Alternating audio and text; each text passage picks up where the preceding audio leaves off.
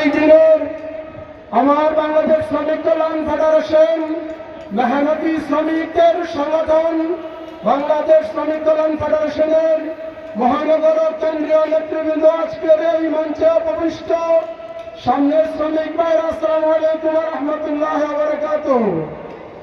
আমরা বলব 1717 সালে যে 8 ঘন্টা ডিউটি নির্ধারণের জন্য যারা জীবন দিয়েছেন, সেই জীবন দেওয়ার ধারাবাহিকতায় আজ পর্যন্ত এই 24শে আগস্টের সেই বিপ্লব পর্যন্ত শ্রমিকরা সারা দুনিয়াব্যাপী নির্যাতিত লাঞ্ছিত হয়েছে। আমরা দেখছি এই 8 ঘন্টা ডিউটি যে মজুরিটাও নির্ধারণ করতে পারি নাই। যেই দেশে হয়েছে ইউরোপিয়ান দেশগুলোতে, তারা তাদের সেই দেশে বাস্তবায়ন করতে পেরেছে, কিন্তু আমরা ভারতবর্ষের বাংলাদেশ, পাকিস্তান সহ এশিয়া মহাদেশে আমরা শ্রমিকরা শুধু নির্যাতিত হয়ে এসেছি। আজকে 53 বছর বাংলাদেশ স্বাধীন হওয়ার পরেও শ্রমিকরা এই দেশে যুগ যুগ ধরে নির্যাতিত হয়ে আসছে।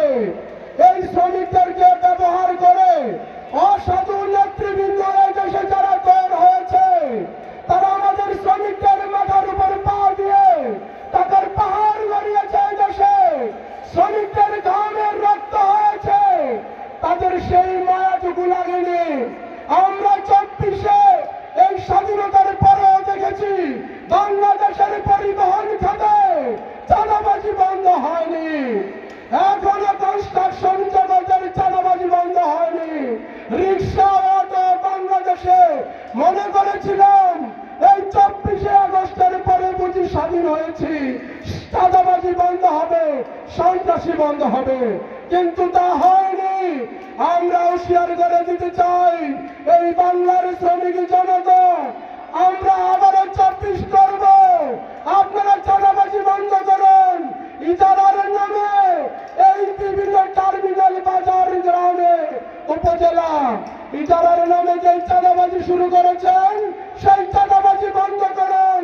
প্রশাসনের দৃষ্টি আকর্ষণ করব, ডিসি মহোদয়কে বলবো সমস্ত ইজারা নামের সেই চাঁদাবাজির লাইসেন্স দেওয়া বন্ধ করুন।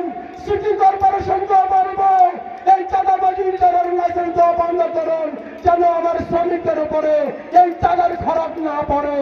আমি এই উদারতা আহ্বান জানিয়ে এই মে দিবসকে সফল করার জন্য সবাইকে আন্তরিক অভিনন্দন এবং মোবারকবাদ জানিয়ে আমি আমার বক্তব্য শেষ করছি। আসসালামু আলাইকুম ওয়া রাহমাতুল্লাহি ওয়া বারাকাতুহু।